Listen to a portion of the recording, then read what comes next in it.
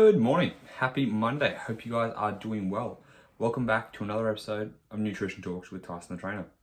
But it's not going to be a nutrition talk today. It is going to be a talk about me being a mindset coach as usual, teaching you all the things that I've studied on the YouTubes to now qualify myself to charge at least 5K a month. But it's actually going to be a mindset episode, I'm telling you that right now. However, these are just things that have helped with my clients that have been over the past few weeks. I've talked a little bit about on the stories, but I feel like just giving you guys a few little strategies that have been helpful lately in regards to like different kind of lifestyle areas. So I've got one tip on how to manage your sleep a little bit better.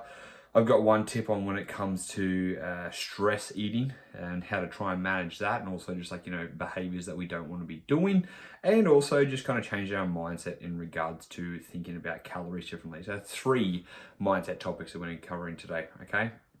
Don't forget, discount code for my 5K coaching is ThirstyTyson69 at the checkout, and that'll save you 666 cents, which is a bargain if you ask me. All right, but let's start with the sleep side of things first. So I had one client who was really struggling with sleep. It's kind of like this, the power of knowledge sometimes is too much and can cause you some issues. What I mean by that is when you, sometimes ignorance is bliss. And when you start to become educated on something, you can then start to gaslight yourself or become neurotic or start freaking yourself out because now you have the knowledge. And when you have the knowledge, you're like, kind of the ramifications. If you choose something quote unquote bad, or if you're not doing the thing optimally, you start to cause yourself stress over that. So one thing my client was struggling with was trying to get to sleep, which then caused her to stress about not getting to sleep, which then kept her awake, which then made her more anxious, and it's kind of that vicious cycle because she's like, oh no, it's not going to be 7 hours of sleep anymore, it's going to be 6 hours, and then I'm going to wake up tired, and then I'm going to feel exhausted, and if I don't fall asleep right now, then it's going to be this amount of time. And it's funny because I don't know about you guys, but I've done this before too, where it's like, if I don't fall asleep right now, then it's going to be 6 hours and 58 minutes. And then if I don't fall asleep within 2 minutes, it's going to be 6. And it's like, fuck man, we just got to relax. And the thing that I told her that really worked for me as a strategy was, if this is happening to you, you guys too, what you remind yourself and you tell yourself is, my body will sleep when it wants me to sleep, okay? What you're then teaching yourself to do is basically just relax about the situation, because causing yourself stress and anxiety about the situation is going to cause you to not fall asleep. It's going to make you more stressed and anxious, which in turn is going to stop you from sleeping. So in order to counteract that, we have something that we just become accepting. We just accept where we are right now with not being able to sleep. And just saying, my body's going to let me sleep when I need to sleep. And funnily enough, just accepting that and being like, it'll fall asleep when I need to sleep, it relaxes you. And when it relaxes you, you will actually eventually fall asleep. Doesn't mean as soon as that happens, bang, you fall asleep. But you're also you're like, all right, I'm going to sleep when my body needs me to sleep. Because if you're not tired, you're not tired. Now, if you had caffeine later or you did something stupid, that's probably the reason. But sometimes you might be like, oh, I'm not ready to go to bed yet, or the body doesn't want to turn off. That's okay. What you should do, get out of bed, okay? Get out of bed, because if you can't sleep, you don't want to stay in bed. Get out of bed, read a book, all right? Sit on the couch, sit in darkness, don't turn the light on, turn a side light on if you need to read the book, or read a Kindle, or listen to an audiobook. Do something non-stimulative that's quite droning, and what'll actually happen is you'll start to notice you become tired a little bit longer, and then you'll fall asleep. And if you only get 6.5 hours or 6 hours that night, it is what it is. You're going to wake up, you get on with your day, you'll probably be tired, and then that following night, you're most likely going to fall asleep at normal time. But the worst thing you do is just cause yourself stress about it, because again, it's going to keep you up longer. So accepting is the first thing. You're just being like, all right, well, if it doesn't want to sleep right now, I'm going to go out of bed. I'm going to sit on the couch. I'm going to read something. Again, don't turn on bright lights. Don't fucking watch TV. Don't do that stuff. Do something non-stimulative. Don't go on social media. Read a book. Listen to an audiobook. Play Sudoku. Play backgammon. Write in your diary. Maybe you can't sleep because you're thinking about too many things, so you need a brain dump in your diary. Do something like that. And what you'll notice is you'll probably feel quite tired after that. Okay? And again, don't gaslight yourself for the knowledge, knowing, oh, if I don't get 8 hours of sleep, I'm going to be so tired. And tell yourself that, because there are some nights, I'm sure you've experienced it too, where you haven't had as much sleep, and you wake up and you feel fine. Like obviously you start to die out the arse end towards the end of the day, but you wake up, you're not feeling too gassed, you get on with your day, you get things done, you're like, oh, actually it's not too bad. Then towards the end of the day, you're like, oh my God, now I'm feeling tired. But that's okay, because you get through the important stuff usually in the morning, and you've actually gotten up out of bed, and you just continue on with it. So if occasionally a night ends up being 5 or 6 hours or whatever it is, it's shit, but it is what it is. You just accept it. Because again, if you keep causing yourself anxiety, it's not going to make it any better. And funnily enough, with just that recommendation to her, she said it's helped her over the last 2 nights, like over the last 2 nights. She messaged me 2 nights later and said, hey, I've been sleeping really well the last 2 nights just because I've been able to accept the fact that my body will let me go to sleep when I'm ready to go to sleep. And I'm like, fucking awesome. All right. So work on that to be able to accept the change. Okay. Number 2 that I said, I'm going to give you 4 things. Number 2 is kind of getting related to number 3. But number 2, I had another client. She was struggling with boredom eating, picking at things, finding that she was bored. She was just going into the cupboard, looking for stuff, making foods. And she's like, oh, it wasn't a lot of calories extra, but I do notice, I'm going 100 calories over here or there. I might pick at things and it ends up being 200 and 300 calories over. And she's like, even though it's still within my calorie deficit, these are things I don't want to be wasting my calories on. How do I change this? And I was like, and I said to her, I was like, why are you going to the cupboard? And then she just said, oh, usually because I'm bored in the afternoon when I'm just chilling at home. And I'm like, all right, cool. So what we need to do is work on distraction. When you are in a deficit, your brain wants to think about food because it doesn't want you to be in a deficit. It's going to do whatever it can to try and keep you food focused and try and encourage you to eat food. Just because, again, the body doesn't want to lose body fat. It's so natural for the body to want to not have you losing body fat that all it's going to try and do is, again, keep food in your brain, increase that food focus, make you focus on it whatever you can. So when you're bored and you've got nothing else to think about, it's going to be, bang, where's the food? It's going to be thinking about that. So instead, we want to try and keep ourselves busy, and we actually want to create things to do in these times of boredom that don't involve food and usually involve time away from food. Because the hardest thing is, like, if there's temptation there, even if we think of something you can do that's going to distract you, it's very easy just to be stuck. You're like, oh yeah, okay, I'm going to do this, I'm going to be distracted. But then because the food's right there, it's easily accessible. So if we can remove you from the food itself, it just increases your chances of staying on track, right? So thinking about this, what I want you to do is think about what are things that distract you? What helps you not be bored, basically? It might be going outside for a walk. It might be playing a game on your phone, honestly. Like, fuck, play a game on your phone, scrolling through social media, calling a friend, texting friends. What else could you be doing? Reading, listen to an audiobook, playing a fucking board game, whatever it is. Think about things that you can do that will take your brain off food. Because all you need now is distraction. The hard thing is that, like, Netflix and stuff isn't distracting enough because you're not using your hands. What we want to try and start to do here is use our hands to actually distract us, because when our hands are free, that's when they're looking for something to do, especially when we're bored. We want to be able to, just fidget and do stuff. So this is definitely ADHD talking to me.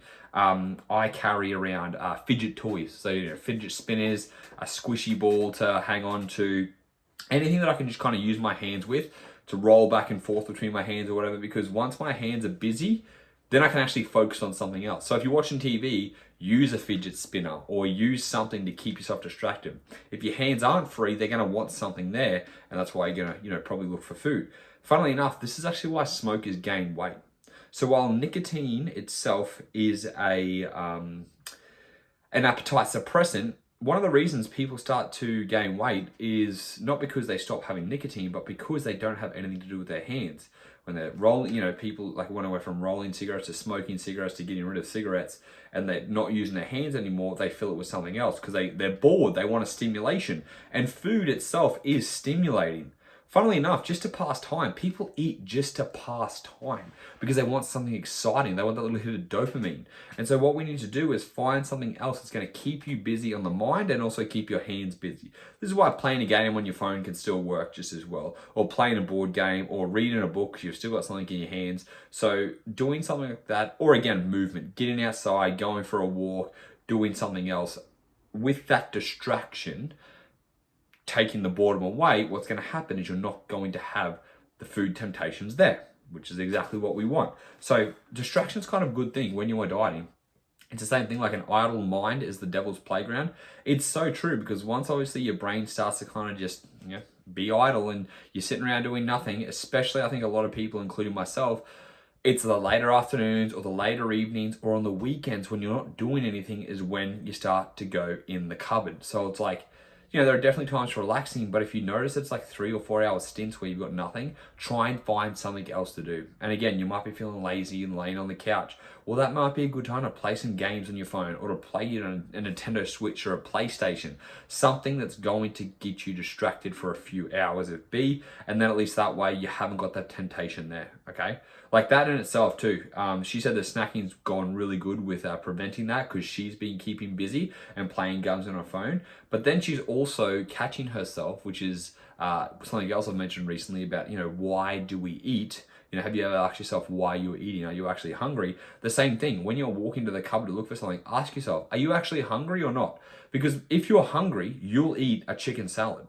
And if you're not going to fucking get a chicken salad or, a piece of fruit or something, then you're not hungry. You're just craving and having snacks. So this is also how you can know to question yourself, you know what, I'm actually just having cravings at the moment. I need to go and do something else. So it is a good thing to do to try and catch those thoughts and question yourself as to why you were doing things.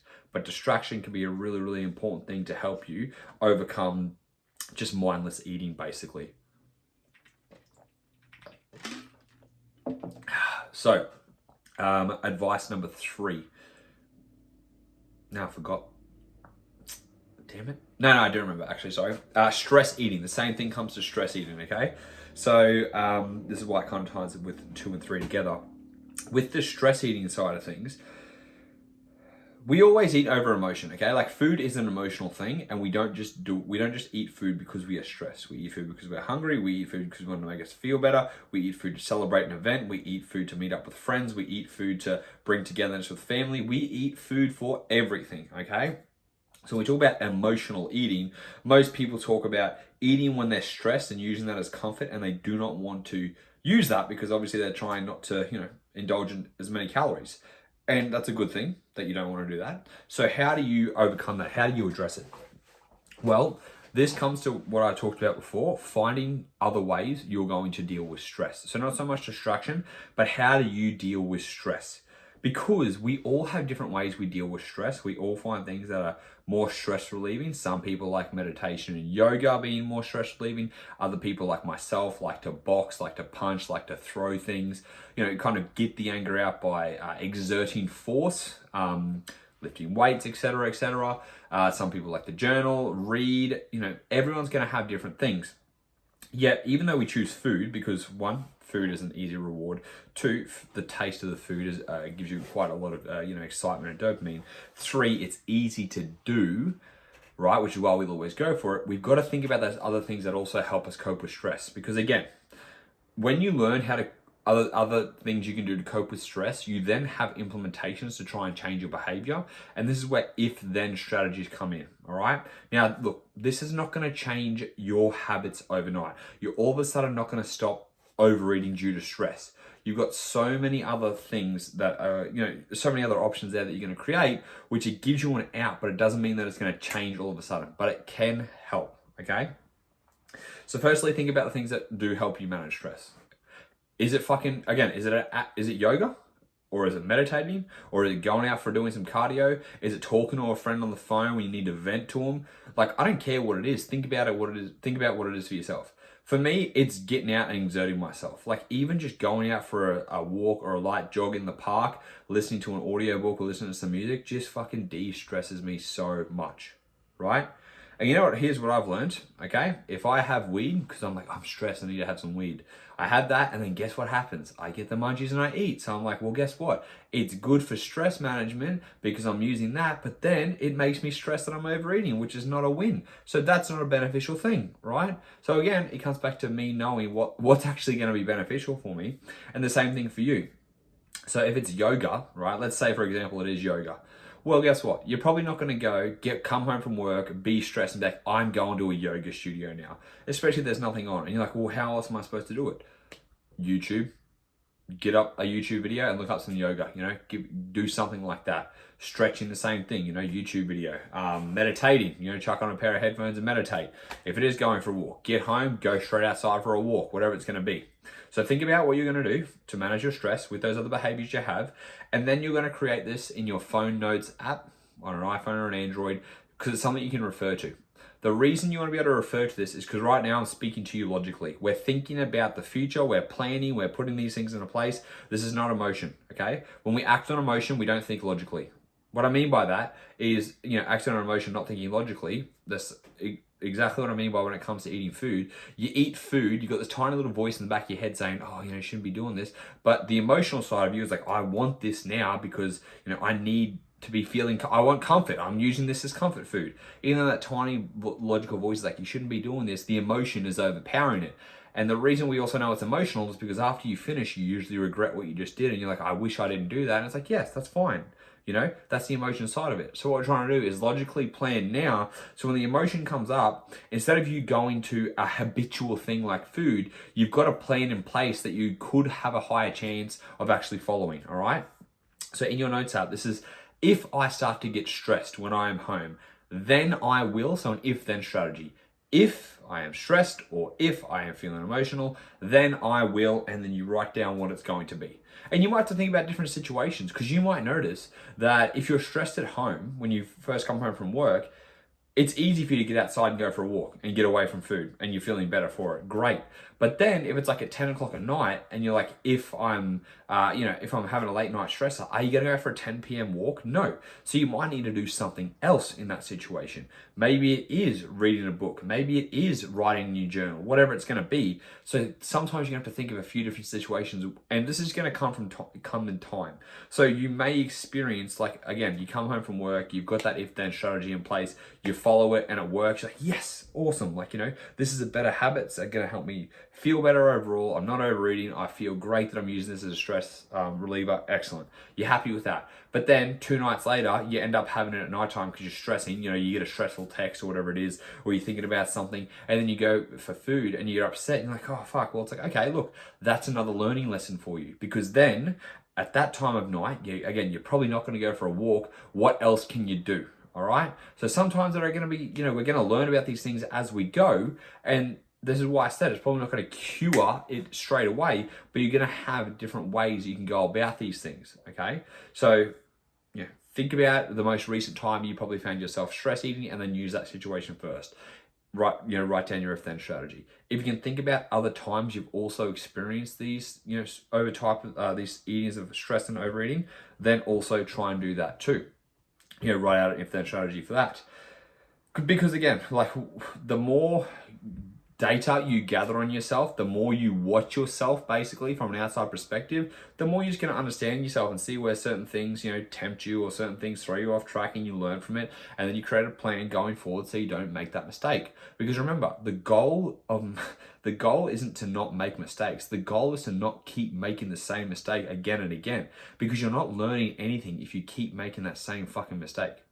Honestly, it's like, if someone keeps telling me the same thing, every weekend I go out, I get drunk and I overeat, and I hate doing it. And it's like, well, obviously you don't hate doing it because you're not fucking learning from the mistake. If you want to change it, you change it. You watch your behavior and you decide what you're going to do going forwards. So the same thing with this. We're not going to know straight away, but the more we start to pay attention to ourselves, and this has been a really cool thing to even observe myself. I say I'll do one thing and then I don't do it, or I do it. And it's like, okay, why didn't I do that? Was it because it was too hard? Was I making this too hard for myself? Was it because it was an unrealistic expectation? Was it because something triggered me to think differently? Like, when we start to watch ourselves like an outside observer, you start to realize that you do a lot of shit that you say you don't want to do, and then you do things that you say, then you don't do things you do a lot of stuff that you say you don't want to do, and you don't do a lot of things that you say you want to do. And it's like, what's going on here? Because we think we're in control of ourselves, and we are not fucking in control. If we were in control of ourselves, we would all say, I'm going to eat well, I'm not going to fall into temptations, I'm going to make sure I stay on track. Yet we never fucking do. And it's like, do we actually have free willpower here? Oh, do we have free will basically? And it's like, maybe not, because why aren't we doing the things we say we want to do? And that's when you start to pay attention as to why. Because the environment plays a big trigger. You know, something can throw you off, something can make you feel good, something can make you say, fuck it, something can make you say, you know what, I want to stay on track. So being aware and watching yourself is actually a really good thing you can do just to understand yourself better. And the more you're able to understand yourself, then you're actually able to make changes to suit things around your lifestyle and just kind of take yourself as you are. It's like dropping the ego and just realizing that, like, I keep saying I want to wake up at 5 o'clock, but I keep snoozing until 5:30. So I was like, well then, why don't you just start waking up at 5:30? Or you start going to bed earlier, you know? It's like, oh, I'm always tired when I want to wake up at 5 a.m. It's like, well then why do you keep doing it? Change the behavior somehow, where it's like, okay, maybe you sleep in till 5:30, but you're like, no, I want to get up and go to the gym. It's like, well, maybe you got to go to bed earlier. So then why aren't you going to bed earlier? Oh, because I get stuck on social media.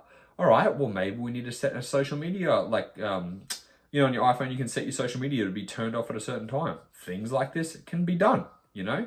So what, like, you know, this last thing about paying attention to yourself, which I kind of missed number 4 point, which is that learn to pay attention and watch yourself, because like I said, the more you just begin to get an understanding of yourself, the more you can start to make changes. And it does, again, it doesn't mean simple things change automatically, but the more you start to, oh man, I'm getting stuck on social media every night and that's what's fucking me up. I need to cut that out. So you put in parameters in a place and then it works because you're paying attention to your own actions and you're making changes, right?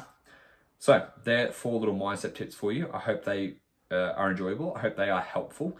If you apply them and they do help, make sure you let me know, send me a message. And as always, if you haven't, take 2 minutes, leave me a 5-star review so other people can find me, because I'm always happy to give out the free advice, and all I ask is you guys give me a free review. Until next time, my friends, I will speak to you then.